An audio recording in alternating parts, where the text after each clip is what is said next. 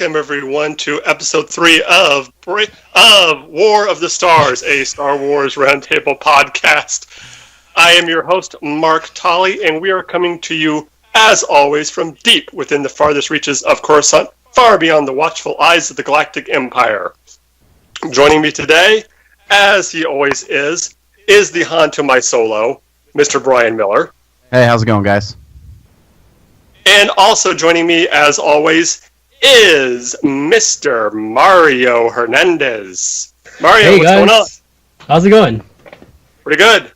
Also joining me today is Matthew, Christina, and Chris from Breaking the Fourth Wall. Oh, Hi. Darth Chris. Hi, people. Just Matt, please. I'm not that formal. Yo, he's really not. I would know. What's up, guys? Hey, what's going on?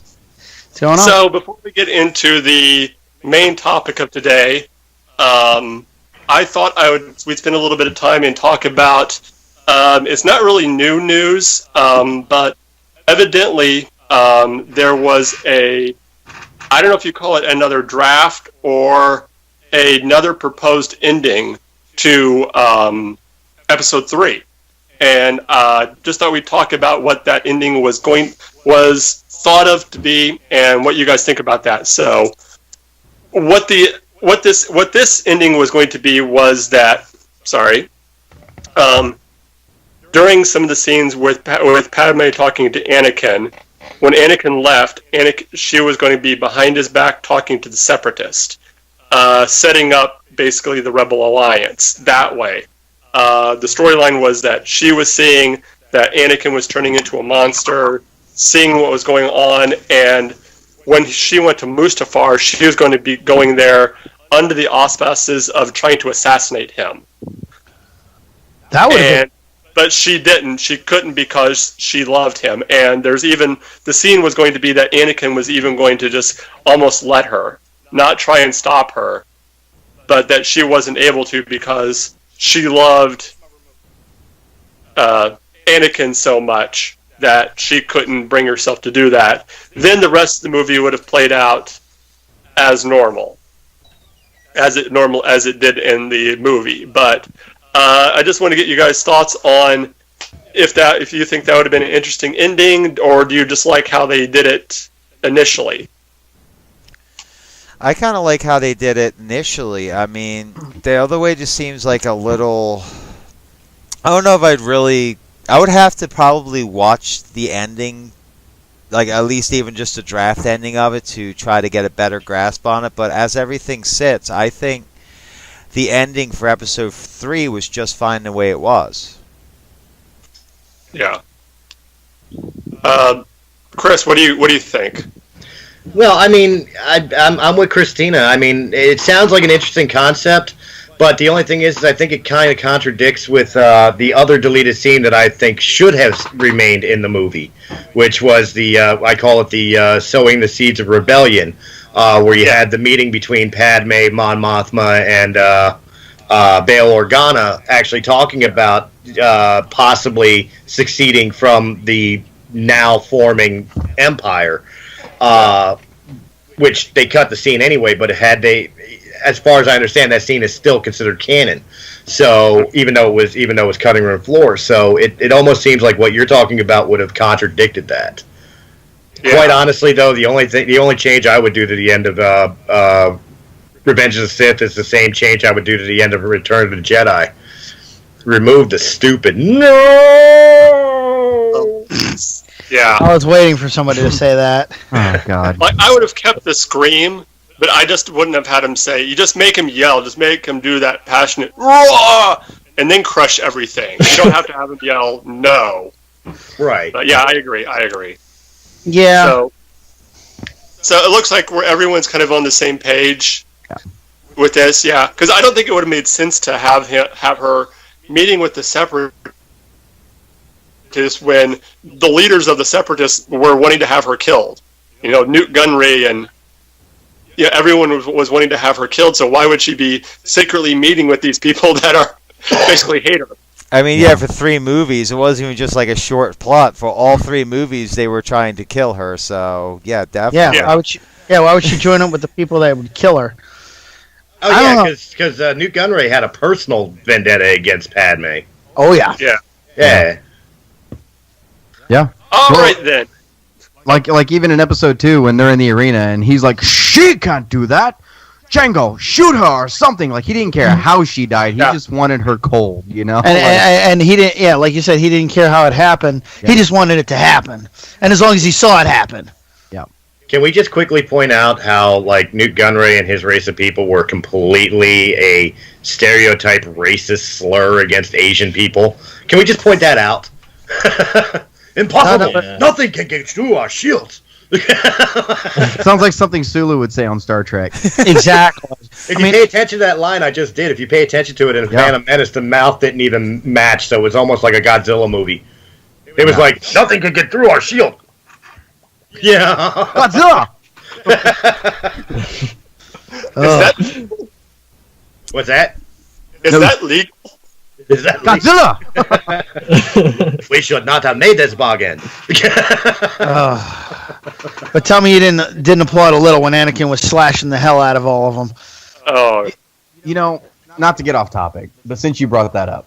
Oh, here we go. No, I promise you, we're going to stay on target after this. Okay.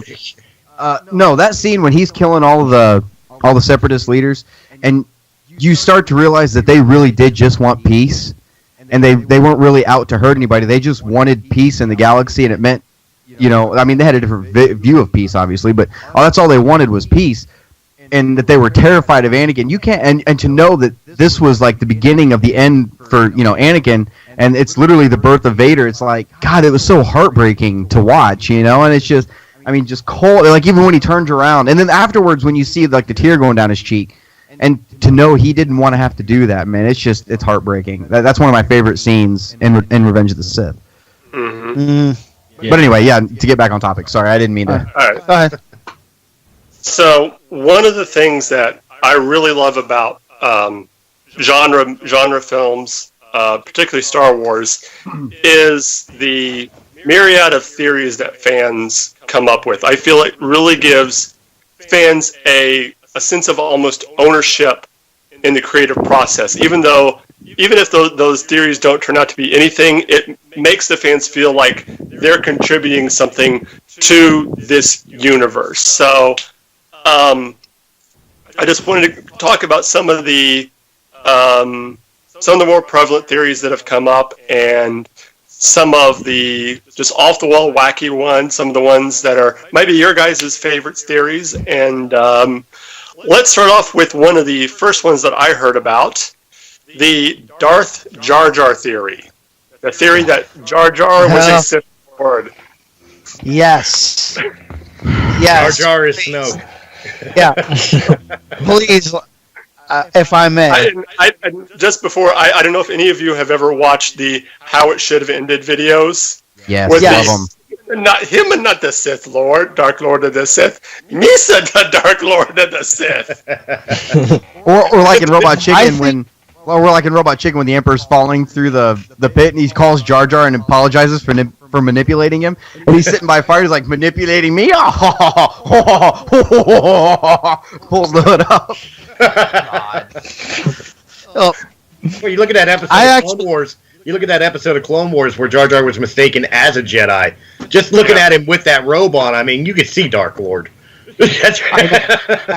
well, what I was going to say is my friend actually told me about like back in the day, and I played around with the idea, and it sounds like a good idea, only because who would suspect the most biggest bumbling idiot that's ever been given screen time in the Star Wars universe, and then him be a Star Lord? In a way, some people are like, that's a kick in the nuts. No, who would you suspect least to be the bad guy? Yeah. I mean, even though we all know because we grew up with the movies, we knew who Emperor Palpatine was. We knew that this was going to happen. But still, just a little tad or nod to that the unlikelihood of it actually makes it fun. Yeah. You know? I mean, I still think that in the end he was just this I don't want to say overly enthusiastic guy who just wanted to always do the right thing and thought he was and was just so easily to be manipulated, and that's all it was. He was just a bumbling fool who was easily manipulated and was put in, but yeah. So moving on, the next theory is one that a friend actually told me about, and I thought it was really interesting. It's the fact that the reason why Yoda was able to know so much not only about the light side but the dark side was that at some point in his life he had fallen. That when at the point of the prequel trilogies, he's close. I mean, he's not quite to 900 years, but he's close to 900 years. So my friend's thinking was that in all that time period, there had to be at least a short period of time when he had fallen.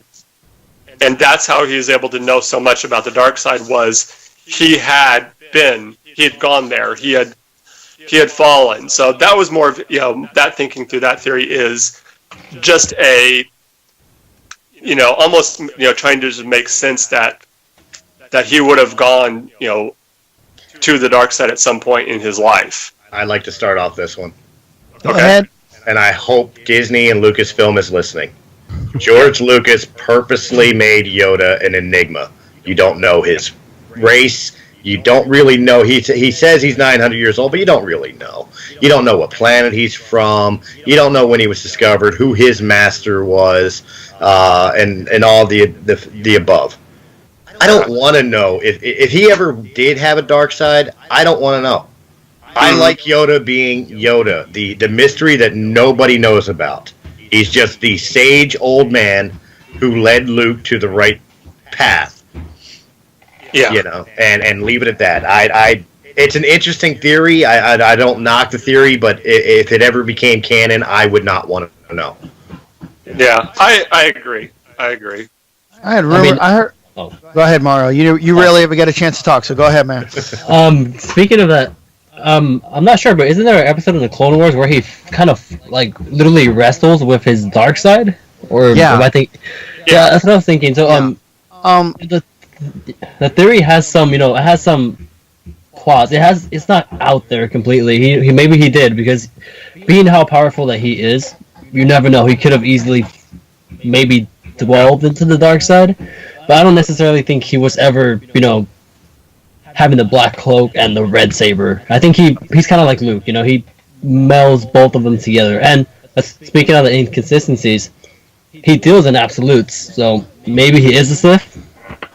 Well, could you imagine Yoda as a Sith Lord? You thought Palpatine was scary. All that time. It goes back to my fear of gremlins, man. Christina, your mic's off. All right, is that better? Sorry about that. There we go. All right, well, if you remember, Matt, you and I have had this discussion in the car. I brought this theory to you about 6 months ago or so on the way home from work, and I brought those same points up where, only Sith deal in absolute, but so does Yoda. That I think Yoda does, could be dark side, or at least was at some point dark side.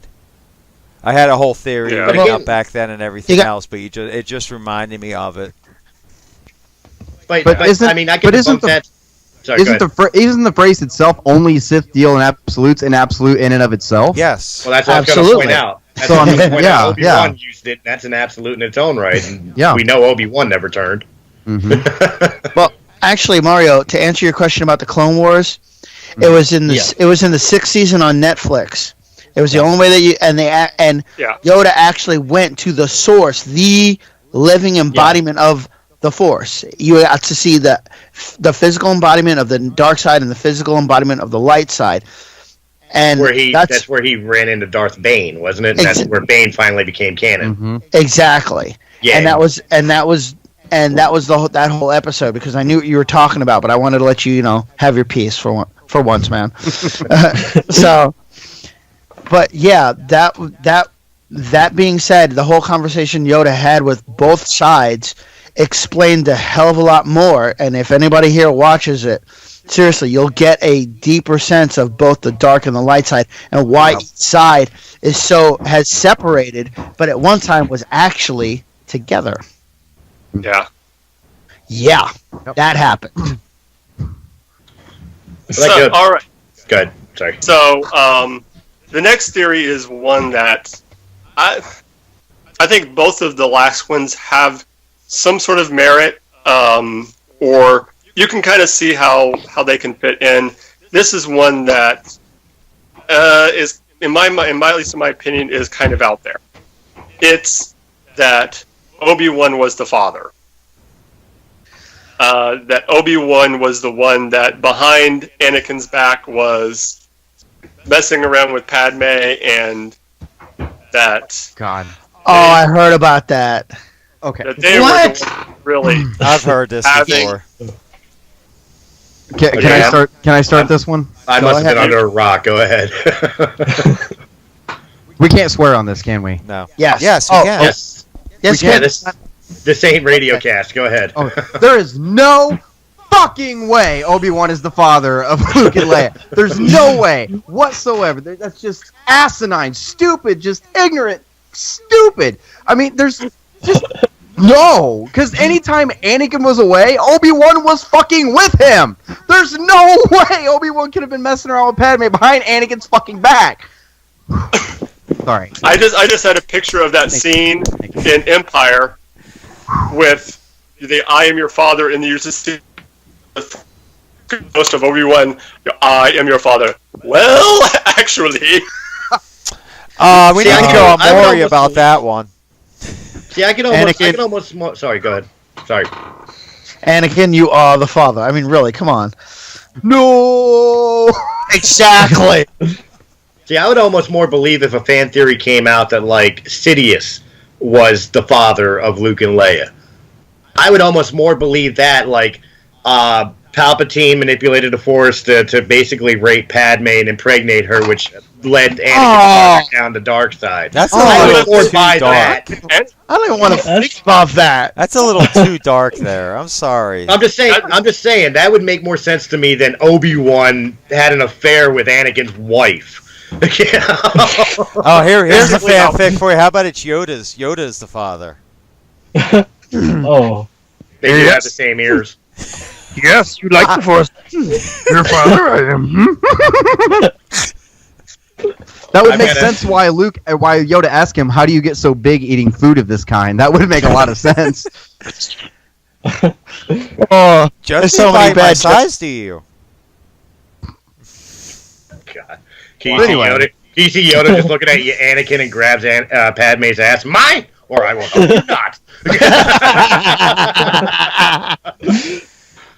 that's fucking. I got that's a fan theory for everybody, and Christina and Matt know about this because we covered this a while ago. I showed them a video on YouTube about there was this one fan theory going around that that Kylo Ren is actually a double agent and is working with Luke. That's not a bad theory. Yeah. That's entirely possible if you step back and look at everything. I mean, the hesitation before killing Han. I mean, the being seduced by the light. You know, I mean, that. God, that I never thought of that before, but that's not a bad theory at The all. internal turmoil he has as well. Yeah. I mean, and also part of that theory was that Kylo actually did not kill Han. Han killed himself by and Han turned the lightsaber on. If you slow down the Blu-ray really slow and you zoom in on the saber, you actually see that when he activates it, Han's hand isn't even on it. It's like he pulls back, activates it, and then rams it through him. So it's actually Kylo activating the lightsaber as it goes through him. But Well, there goes that theory. not to make anybody wrong, I'm just. Well, I mean, the at least that part of the theory, you know, Yeah. is Yeah, gone. yeah. The whole theory itself is still something really? that is. It's very possible. It really doesn't Yeah. kill the theory because, I mean, Kylo did turn around to Han and say, you know, I know what I have to do, but I don't know if I could do it. and asks, "Will you help me?" And Han says, "Anything." Basically, Han's giving him permission. Do what you need to do. Yeah. I mean, if you watch the movie, I've watched the movie since then, since that theory was told to us, and I've watched it with that mindset. And honestly, I will say Kylo Ren's actions in the movie do make a lot more sense now. Like some of the stuff, like his like what we were mocking as the emo behavior, him like flipping out. It's obviously, it could just depict more of an internal struggle, trying to show that, hey, you know something, I'm still good, but I have to pretend to be bad. What do I do? Yeah. Am I the only one that was not bothered by Kylo being a little bit more emotionally out of control? No, I wasn't. No. That's the Sith, though. Yeah. The Sith are always encouraged to let their rage and anger and aggression and everything come out like that. They are. I think a lot of people, because Vader was so. By the time we saw Vader as Vader, yeah, he was evil, but he was so calm and collected, and it was more of a quiet rage. Yeah, he was controlled fury. Yeah.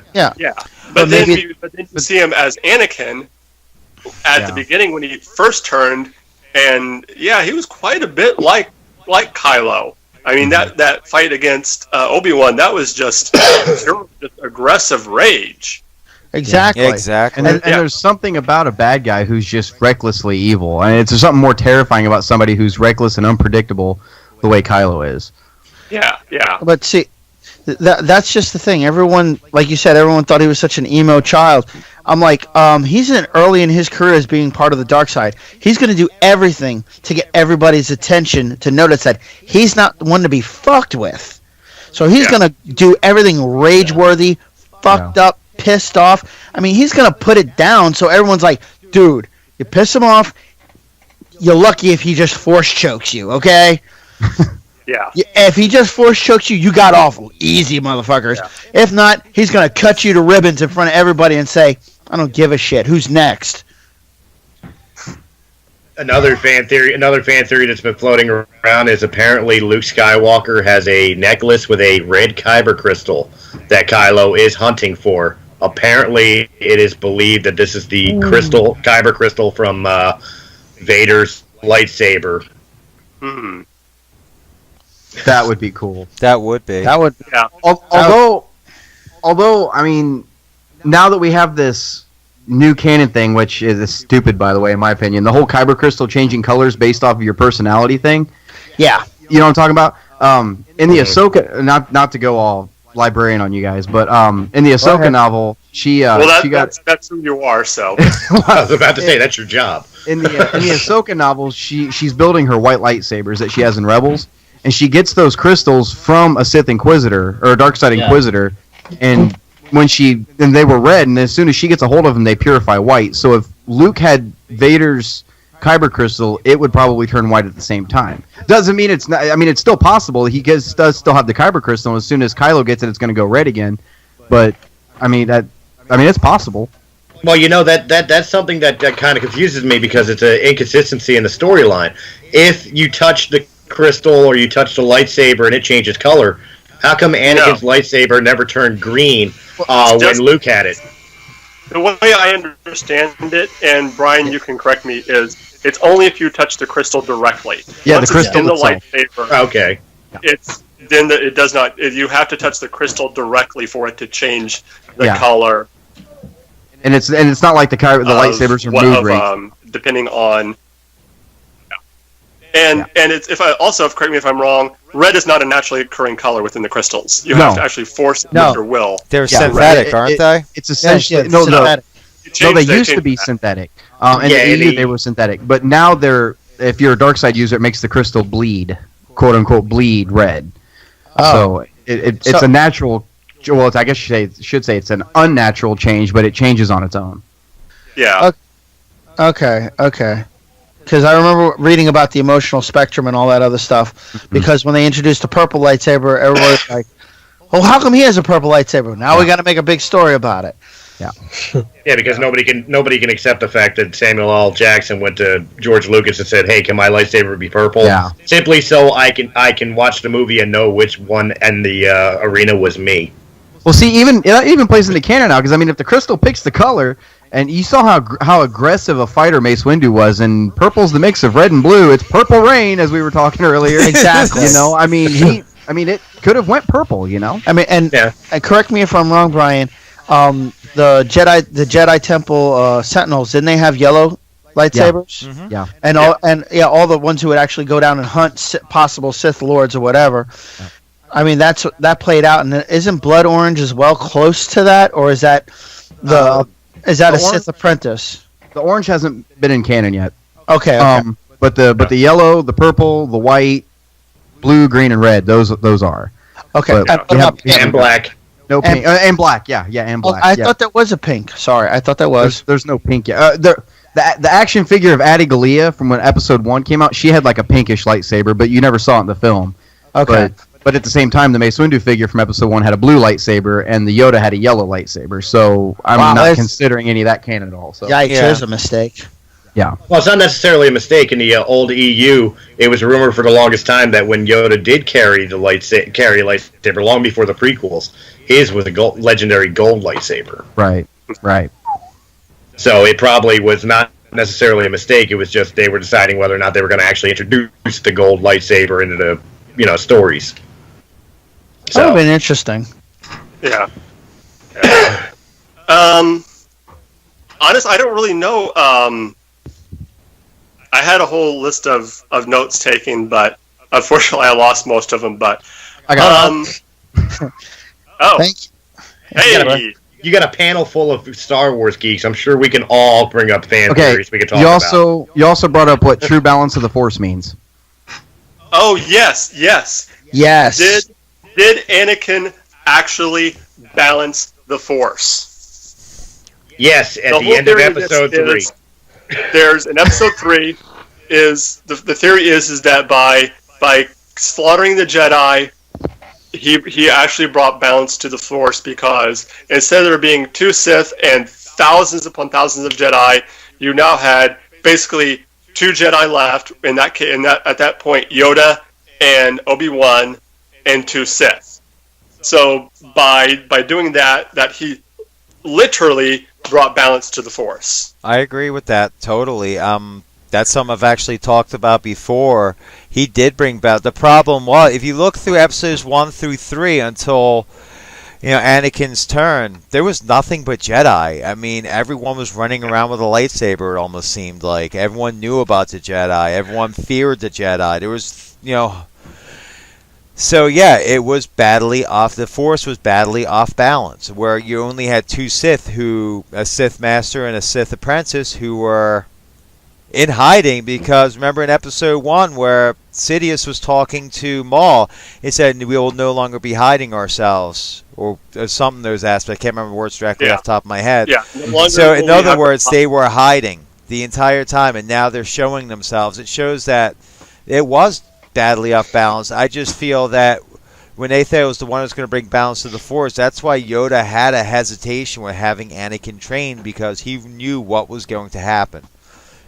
Because he knew how the balance of the Force was off and which way it was off, and it wasn't off in their favor. It was off in their favor, kind of deal. Well, see, I'll agree with Christina if I follow only the movies. But if I bring in the rest of the canon, Anakin did not bring balance to the Force, because even at the end of Order 66, where there's 2 Sith and 2 known Jedi, there's also Kanan Jarrus running around, who's also training Ezra Bridger in Rebels. Those are Jedi. Correct. The numbers are ill balanced. See, the way I've always looked at bringing balance to the Force didn't mean the same number of Jedi and Sith. What I always assumed, and I've never seen this anywhere. This is just me thinking. I've always considered it, because if you look at the Mortis episodes of Clone Wars, when the father is trying to get Anakin to control both the light and the dark side, and he does it, and he says that means you can bring balance to the Force. I think the Force was never meant to have a faction of light side users and a faction of dark side users. I think the Force was just meant to be used as a whole, light and dark together. So, and I'm not bringing up gray Jedi because I know that doesn't exist. I know that pisses some people off, but like a gray Force user, you know what I mean? Just somebody who embraces both. You know what I mean? So, I mean, the fact that there were Jedi at all and the fact that there were Sith at all threw it out of balance. If there was no Jedi and no Sith, that's what would bring the Force into balance. That's what I've always assumed. Well, with that statement in mind, and then you take into consideration the new teaser trailer for The Last Jedi, would it be an argument then that Anakin definitely did not bring balance to the Force, but maybe Luke is? Yeah. Well, you also have to keep in mind also, though, and it kind of goes against what I just said, at the beginning of Episode 7, when Poe's talking to Lor San Tekka, he says, without the Jedi, there can be no balance in the Force. So, I could be completely off my rocker here, and I don't even realize. Yeah, you never know. Well, what I was gonna say is, Brian's right. Numbers mean nothing. If you think about the Force on a whole in the entire galaxy, it's a force. It's everywhere. It's everywhere. You know, it's between the rocks, between the trees. It penetrates us, binds us together. You can't measure like that. You just can't. You can measure it in numbers if you really want to, just to make it easier for some people to understand. But you have. Let's not go there, Jesus, man. Will you stop leaving a Nike imprint on the midichlorian topic, please? Thank you. There was something I was watching. They made fun of the whole midichlorian topic. I can't remember what it was now. Anyway, my point being is if Anakin's actions started the balance or created the balance, if you will, because at the time the Jedi were arrogant.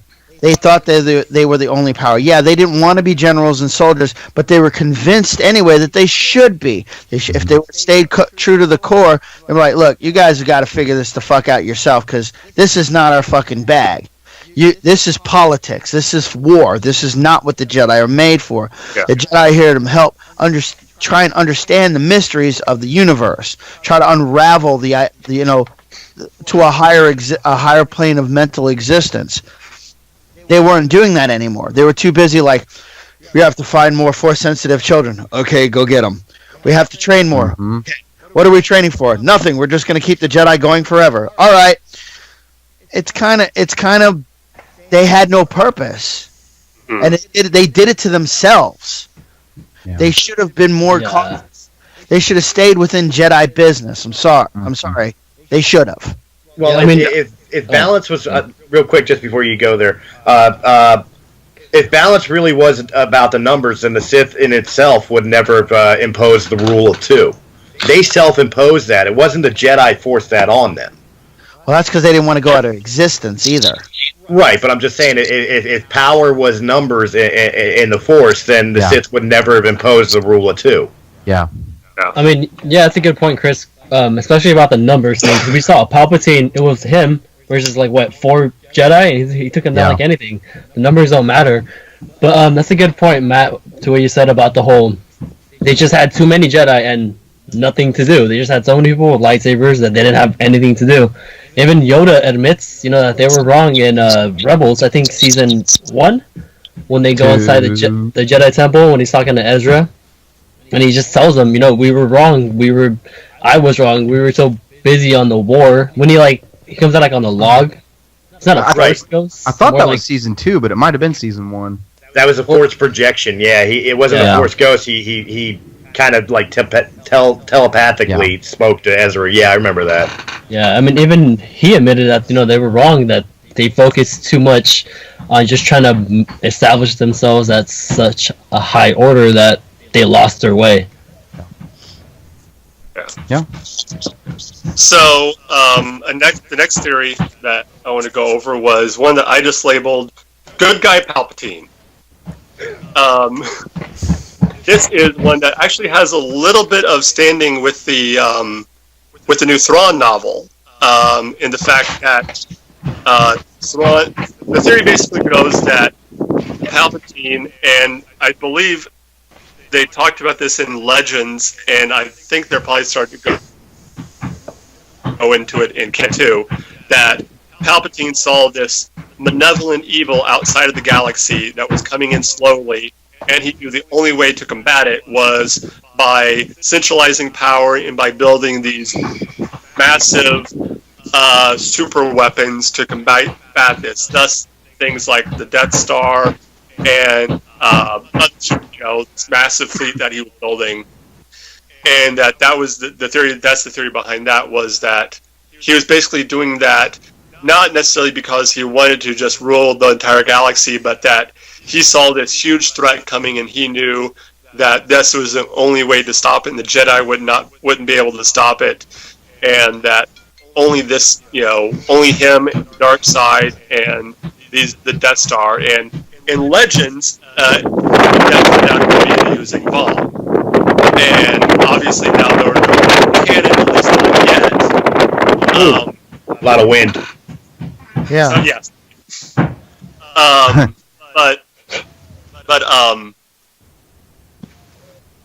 But yeah, that's the theory. One of the theories is that he could have seen Snoke.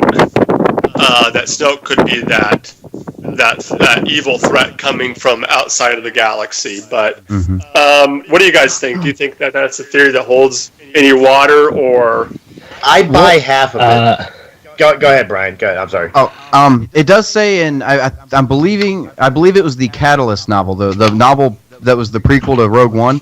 I do believe it says in there that Palpatine was building the Death Star even before Revenge of the Sith, and that he was building it to protect the Republic, or his soon-to-be Empire, from something else that was going to threaten it. And I think even before Revenge of the Sith, he was seeing glimpses of something darker out there, and it started as like a project of under the guise of protection, and then ended up being this terror-inducing control weapon, But he was working on it well before Revenge of the Sith. Because even at the end of Revenge of the Sith, which we know takes place over just a few days, at the end of it, they're already looking at the main framework of the Death Star at the end of it. So it'd been in construction for quite a while. Well, you see that in episode 2 on Geonosis, where they take the plans, the initial plans that the Geonosians are working on. Yeah. So even at that point, it was at least under the basic plans of it were being formulated. But they've been working on that a long time. Which brings up another question. Do you think that the Vong should be made canon? I discussed this before, and we kind of all agreed. I mean, I'll let everybody speak on their own, but no, they shouldn't. But speaking of the Yuuzhan Vong, again, in Legends, that was the original stories, that the Death Stars and everything were to block out what Thrawn had reported back about the Yuuzhan Vong. I buy that Thrawn went to the Outer Rim in the new canon. I buy beyond the Outer Rim, in the unknown space, and maybe he found Snoke and reported back to Palpatine. But the good guy Sheev, the next door neighbor that loves your lawn, no. No, this is the guy who murdered his master. This is the guy who murdered every Jedi in the galaxy. This is the guy who controlled for power and the rebirth of the Sith Empire. Yeah. That's all he cared about. The Death Stars and the protection against Snoke, if he was protecting against Snoke, was simply because he was protecting what he built. He didn't care about the citizens of the galaxy. Yeah. Yeah, I mean... Oh, okay. Speaking of the Yuuzhan Vong, I mentioned it when we did the Breaking the Fourth Wall. I think Snoke is something very similar to the Yuuzhan Vong. Not exactly that. Maybe it will be a new incarnation to the point where he is that big threat hiding in the unknown regions. And then speaking of the whole good guy Palpatine, yeah, I think he does know that something's coming for him. He knows this is big, dark shadow in the unknown regions. But I don't necessarily... Yeah, like Chris said, Palpatine's not a good guy. He had Vader. Vader looked up to him, and Vader, in a way, idolized him. And Palpatine didn't care about him. He constantly tried to kill him, and even had his own son fight him so he could take his place. Palpatine has always been just for himself and for power. Well, you know what? This kind of plays into another fan theory that was going around when Snoke was first introduced. Maybe the reason Palpatine feared Snoke so much is since they're making a making a canon that he may have known about Snoke hiding out in the unknown regions. That because Snoke is actually Darth Plagueis. I've heard that theory quite a bit. Possible. I mean, I'm not going to say that's completely possible. That would explain why he's so afraid of him, because he failed in killing his master. And of course, obviously, the master would remember it. Yeah, because Plagueis, if you look at Plagueis versus you look at Snoke, there are a lot of similarities there, so it's very possible. Right. Yeah. See, I subscribed to the Plagueis theory back when it first came out. I was like, oh my god, yes, that's definitely got to be Plagueis. That'd be so cool. But the more canon material that comes out, and the more they're starting to touch on this unknown region stuff and the formation of the First Order, you know, with the Poe Dameron comic and stuff like that, I'm falling out of it more and more, and I'm starting to agree with Mario that he's going to end up being the canon version of what the Uzan Vong were. I mean, essentially what they were. So Yeah. Oh, Isn't there wasn't there a character in the new canon in the Aftermath books that was kind of like I cannot read, because I haven't read any of the Aftermath books, but that was like a kind of a behind the scenes Imperial that was a Force sensitive that was working at Tashu Yupe, whatever his name was. Was it Tashu Yupe? Oh, I can't. I'll have to look that up. I'm in the middle of Life Debt, so if it's a spoiler, please. Good book, man. You're in for a treat with that one. I mean, yeah, but Tasha. So, well, let's just talk about some of the since looking at the time in the last few minutes we got here. Let's talk about some of the new trilogy theories of who Snoke. We've already touched on who Snoke is. Let's talk about the other big one is Rey's parentage. I'll go. She's a Skywalker and a Kenobi. I still stand by my theory that it will not be Mara Jade that Luke was married to, but he did father Rey with a descendant of Obi-Wan, who is actually the daughter of Obi-Wan and Satine from Mandalore. That's my theory. See, I'm not against that theory at all. I like, part of me is hoping to God she's part Skywalker, part Kenobi, because that's the best of both worlds. I'm really hoping to God that, I mean, if that happened, I'd be okay with it. I don't know, man. Her being related to Luke is too easy in my book. I mean, that's too obvious. That's just lazy. To me, it's almost lazy screenwriting, just to make her a Skywalker. But I kind of almost need her to be a Skywalker, because I mean the saga films are supposed to be about the Skywalkers. Even if Kylo Ren is a double agent, if that theory remains true, he's a Solo. He's not a Skywalker. So you almost need somebody to carry that lineage on. So I almost have to have Rey be a Skywalker. That's why I hold to that theory. But what if Luke's got a kid somewhere else that's going to come into it in episode 8 or 9? And, you know, because they already said, like, was it today or yesterday, that some Japan or some Japanese pamphlet was talking about The Last Jedi is going to drop this huge history-changing bomb on Star Wars fans. And I mean, that could Luke could have a kid somewhere else, a wife and kids out there for all we know, and they come and say, you know, instead of an "I'm your father" moment, it's an "I'm your daughter" moment, or "I'm your son" moment, you know, and it may not be Rey, because everybody's so focused on Rey, you don't pay attention to what's going on in this hand over here. That would be beautiful. That would be awesome. There's another theory that kind of turns the whole light side, dark side on its head, would be that Rey is a Palpatine. No. That Rey is somehow related to Palpatine. That's gonna be too far-fetched. Yeah, I don't. What about? Well, we also know in the movies that Han and Leia, they split. They were still married, but they were gone. He was gone. You know, he was gone for some time. Why not let it be Han's daughter, like one of Han's daughters? Because I mean, he was flying around the galaxy for how much, whatever time he wanted on his own. It could be. I mean, that's a far reach from a Skywalker, but that's still kind of in the family. And it's kind of funny that the Falcons, was hanging out on the same planet she was. I know. That's another thing. That's a weird coincidence right there, though. The only thing that, God, man, I hate doing this. I I hate talking about new canon. Just, I mean, I'm not trying to prove anybody wrong or anything. Don't get me wrong. I'm not trying to do anything like that. But in the novel Bloodline, it happens like 5 to 6 years before The Force Awakens, and Han and Leia are still together. And they're still married, and Luke and Ben are out in the galaxy somewhere. He's still Luke's apprentice, and this is before Ben even became Kylo Ren.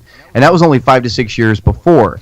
So, I mean, if he was still married to Leia, how old was Rey in Episode 7? Was she like 18, 19, something like that? Yeah, she was like supposed to be like 18, 19. Okay. I mean, that means she was born 12 years after, the Battle of Endor. And, I mean, Han and Leia were still married then. I gotta point out, just from like the not the new canon thing, but just from what George Lucas did, the big debate of who shot first, Han and Greedo. Obviously in the original trilogy, Han was the first one to shoot, but Lucas changed it, and his reason for changing it is because he didn't want Han Solo, who was supposed to be a good guy, to be that aggressive and that evil. With that being said, I don't see them trying to deviate from Han being that type of character by having him create infidelity within the fact of his love for Leia. Yeah. Maybe it is Han's daughter, but maybe it's also Leia's daughter. I mean, there's another possibility. Ooh, that'd be an interesting twist. Maybe because I remember the original books aren't canon anymore, that the Solo, they had more than one child.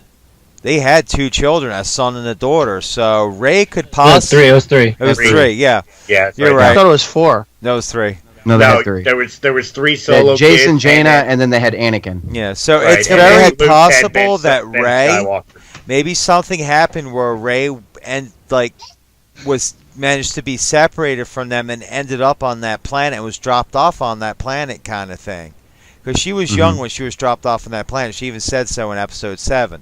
So it's very possible maybe slave traders or something might have abducted her and taken her, and that's why when Leia saw her, she recognized her immediately. You could see that in her face. There was no ifs, ands, or buts. Leia knew her, but didn't want to say who she was. So see, Han had a guilty look on his face too when they were coming into Takodana, and she said, "I've never seen so much green in the whole galaxy. I didn't know there was this much green in the whole galaxy." And when he turns to look at her, he's got this guilty look, like, "Oh my God, man!" It doesn't say anything, but you can just read it in that look. Mm-hmm. Yeah, and not to mention that Maz, she doesn't recognize her, but she knows something big about the girl. Yeah. I just thought, what if?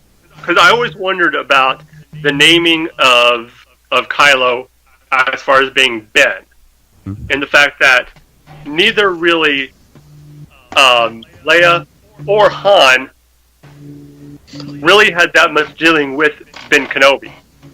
Han had a little bit in the Falcon, but it was Luke who had all the dealings with Ben. Yeah. So the name Ben really would have had really no special meaning to Han or Leia. So I was just thinking of this is, what if Luke is Ben's dad? I'm not saying the whole they got together, but what if... Oh. No, hear me out. That because he knew that he couldn't raise him, he could train him as a Jedi, but Luke thought, I can't raise him as a son. So Leia and Han, you can raise him as your son, and then when he's old enough, I'll take him and I can train him as a Jedi.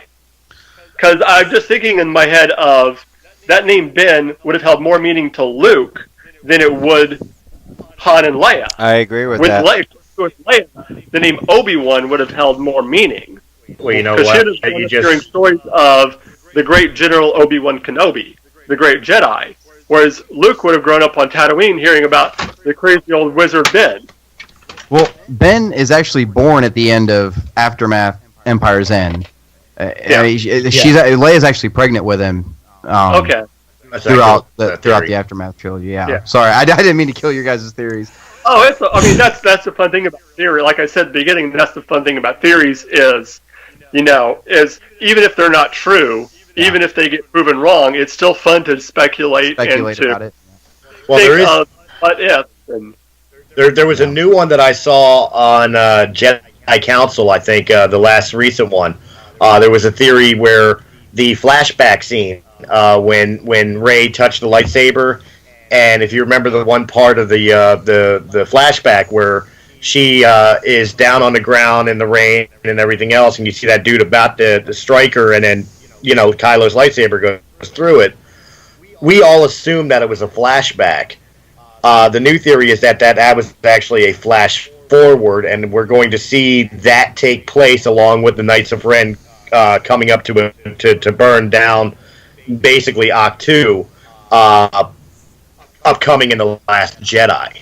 Yeah, I can kind of agree with that theory, because if you remember on Dagobah in Empire Strikes Back, when Luke had to go into that cave to confront his fears, it was almost a prevision then too. And Jedis were known to have like a prevision at times where they can see the future. But it was never so clear. Exactly. Because there was always Anakin felt the same way when he thought Padme was going to die. He didn't realize that it could be by his own hand. right. I mean, that's the thing about the Force and the precognition. If they don't concentrate enough and use it enough, they can't truly see through the future. They can only see it in fragments. But at the same time, it was already stated that Rey was, for who she is, untrained. Like, it was already pretty much shown that she was exceptional anyway. I mean, there's nothing she couldn't do. Like, right. she was able to hold up to Kylo Ren fighting. Kylo Ren, yeah, he may not be a master yet, but he knows how to use a lightsaber. And he was injured. But at the same time, she was still able to, not really take too much damage from him and be able to, hold her own against him. I mean, that says something right there. This is somebody who stopped a blaster bolt in the middle of the air. Took a shot from Chewie's bowcaster and still kept going. I mean, Kylo Ren, I can't mark that. I mean, he's tough. And Ren, Rey, she kept up and she kept going. So, I mean, there's something more so her power could be through the roof. There's there's definitely no doubt in my mind that she has a new level of power we haven't seen yet. See, and with that scene being a flash forward also, that kind of reinforces the whole Kylo being a double agent. I mean, because you can, just picture in your head that she's on the ground in episode 8 or something, and this guy's getting ready to bash her skull in with this stick, and she thinks Kylo's over there, trying to get to her, and all of a sudden the saber comes through this guy, and he saves her, and she looks, and he's like, "Go run," and she takes off confused as hell, trying to figure out why the hell he just saved her. I mean, it kind of cements in the whole double agent thing. Mm-hmm. It really does. Well, here's another theory I'll throw at you guys too, and it'll be the last one I throw up. Stop throwing up. Yeah, please don't throw up on camera, because if you throw up, I'm going to throw up. And we're never going to get through this podcast. And then it's a whole different podcast. The Knights of Ren. The Knights of Ren. Very little is known about them. It hasn't really been explored in a new canon yet. Kylo taking on the name of Kylo Ren, obviously, because he is a Knight of Ren. He's the master of the Ren.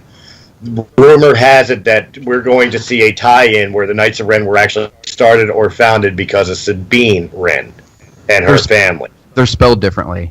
Yeah. They're spelled differently, but still, it's going to be an influence of the dark saber, and the Ren family is actually going to be the start of the Knights of Ren, whatever you want to call them, cults. It'd be a nice tie-in to Rebels. It would. I personally don't believe it.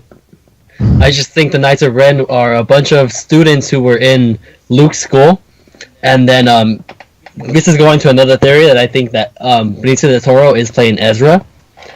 That Benicio was helping Luke at the school, kind of like an assistant teacher, and then Ezra has been going to the dark side. He's another Rebels thing, assuming that Ezra goes to the dark side, and then that he goes to help Luke, posing as a light side user, and then he starts training some of the students who are a little bit more delved into the dark side, and then turns them to the Knights of Ren, including Ben Solo, and then they attack the school themselves. That's my theory. Well, that would explain why Benicio del Toro's character has not yet been even announced in Star Wars. Right. They've been keeping it a locked secret Rebels is about to do their final season. From Rogue One, we already know that Hera survives. We know Chopper survives, but we don't know about anybody else in the Rebels in the Rebels Ghost crew. So if they were to announce that Benicio del Toro is Ezra Bridger, then we know he survived. That kind of ruins the it spoils it. Unless, what if? Because I think we can assume there's going, and I mean, we're coming into the 4th season of Rebels. There's going to be deaths. I mean, can we all agree on that? It's gonna be. There's gonna at least somebody is going to die in this show. Yeah. What if? I mean, I don't know if they would ever do this, but I mean, what if? Because Last Jedi is coming out in the middle of season 4 of Rebels.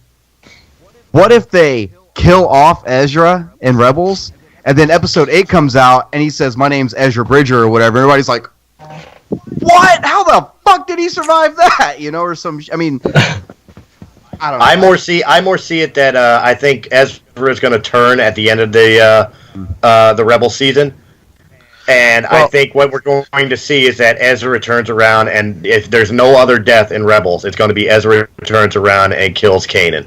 All right, I want to see that. I do. Well, either way, Kanan's dead.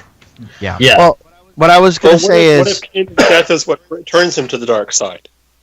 What if it's that thing? You know, something happens to Kanan, and that's what the final nail in the coffin for Ezra to turn to the dark side. That's good. Is the death of his master? Oh, Matt has something man. They They gotta go. well, what I was going to say was actually Matt Pat on Game Theory. He actually he did on Film Theory. He has 2 shows. He did one on the Knights of Ren, and the Knights of Ren, they're not all Jedi. Only Kylo was the seen Jedi. All the other there's the Heavy, the Scout, the Fixer, the Monk, and the Sniper. If I'm not mistaken, I'm not sure if that's all of them, but that's those are the positions that they're called. And the one thing that he said was, what if those, because Rogue One hadn't come out yet. It was just about to hit theaters. And he said, what if the members of Rogue One end up being the Knights of Ren, like, you know, because Vader has been known to take some prisoners. What if he took them from Rogue One and made them into the Knights of Ren through, you know, trickery and everything like that?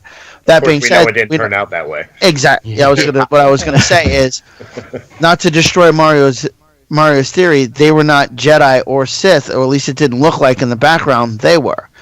They could have just been regular Force sensitive, like people like what's his name? Like Sharu. Like Sharu in Rogue One. They may have just been Force sensitive, so where did they come from? Yeah. I mean, who's to say they were Force sensitive? They may have just been soldiers. Mm-hmm. That's another thing too. They could have just been really well trained soldiers. Yeah, I mean, but to take Brian's job here, but in Aftermath, we do get some little hints of what we think is the precursors to the Knights of Ren, called the Acolytes of Beyond. And they are freaking awesome. Yeah, I heard this. Awesome. I heard of those guys. I mean, not all of them are necessarily Force sensitive. They feel the Force, they feel the energy, but they can't manipulate it to use it to their advantage. So, I mean, that's what I kind of go with, that the Knights of Ren did start from the Acolytes of Beyond, and then continue, especially what you learn in Empire's End. I don't want to spoil it for Chris, but yeah. Yeah, don't spoil it for me. No. I have read Aftermath, though. I have read Aftermath, and I didn't hate it as much as a lot of people do. I mean, it wasn't the world's best book. The world's worst book I've read was Heir to the Jedi. Brian, you were absolutely correct. God, do not get me started on that piece of trash. But I did force that down like bad freaking eggplant and finished it. And I want that couple months of my life back. It's bad. It is so bad, dude. Like I'm not Chris, am I exaggerating to say that is the worst book written? I will admit, though, you got me interested in the book when you told me about that book and you told me about the Luke walking in on the alien masturbating. I wasn't kidding, was I? I went looking for that. I wasn't kidding, was I? Wow. It's in there. It's in there. All right. Alrighty then. Well, on that wonderful mental picture. Why do we have to leave on that note? Lay in a bikini. Lay in a bikini. We'll stick with that. Alien masturbating. No, we can't. No, lay in the metal bikini. Lay in the metal bikini. Let's keep that thought in head. Alien masturbating to a picture of Leia in a bikini. Now you just went it even further. You're such a dickhead. I swear. We'll call it for right now, and next time Speak up, John. Yeah, we're losing you, John. Yeah. Yep. Yeah, we can barely hear you. Can you hear me now? Yes. Oh, Can yeah. hear you now. Yeah, that's better, John.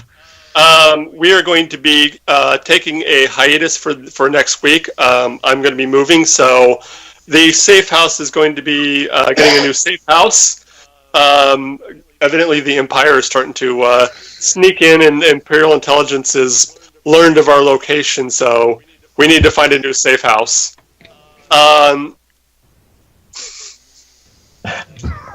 He's searching for What you. is thy bidding, my master? That's it. Next time I'm doing. Move the rebel base. Next time I'm doing it with my Boba Fett helmet on. Do it. That's what we need to do, guys. We need to find a new member for the group that always wears a Star Wars helmet, and we never see his face. Nobody knows who the hell he is. That's There you what go. we need. Hey, if we can get Hello Greedo, maybe he can do that. Yes. We do that, but we never display his name, so nobody knows if it's actually Hello Greedo. Yeah. It'll be like the robot guy in Hollywood Undead. Yeah. Yeah. Or in I know you. LMFAO. Sorry, yeah, LMFAO. Hollywood Undead. What the fuck? Not a bad band. I don't know. Not Where bad. I go. So we will be seeing you in 2 weeks' time, where we will start a little thing. I'm going to be doing a character expose, and we're going to be starting it with Ahsoka. Yes, Yay. Ahsoka Tano. Yes.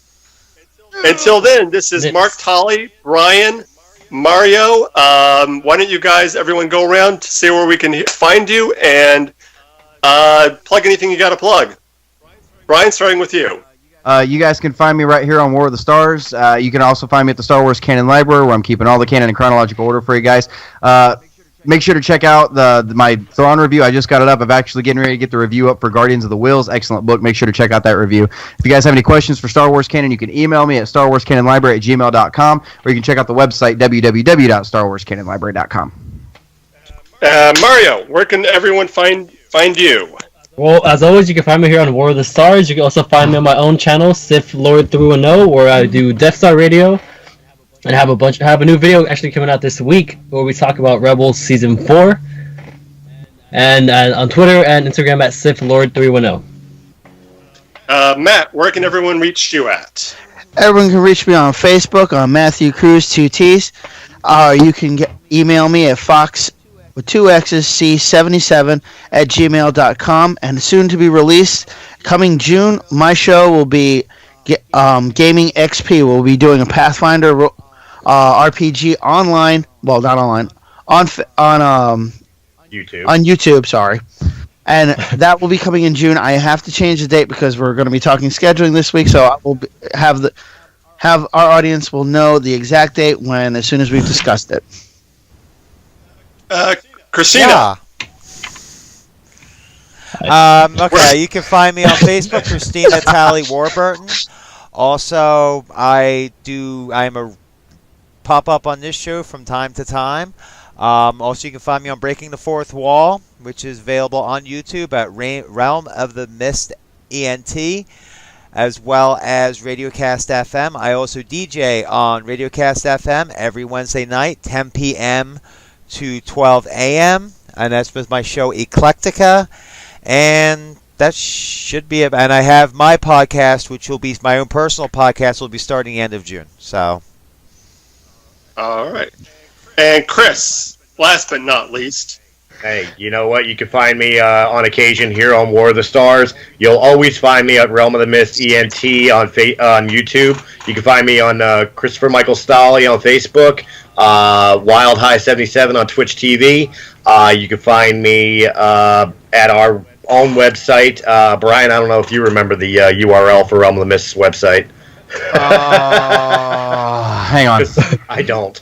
Well, while he's thinking about it, And of course, you can find me on Breaking the Fourth Wall on Realm of the Mist ENT, as well as Raise the Underground every Monday night at 9 p.m. Eastern Standard Time till midnight.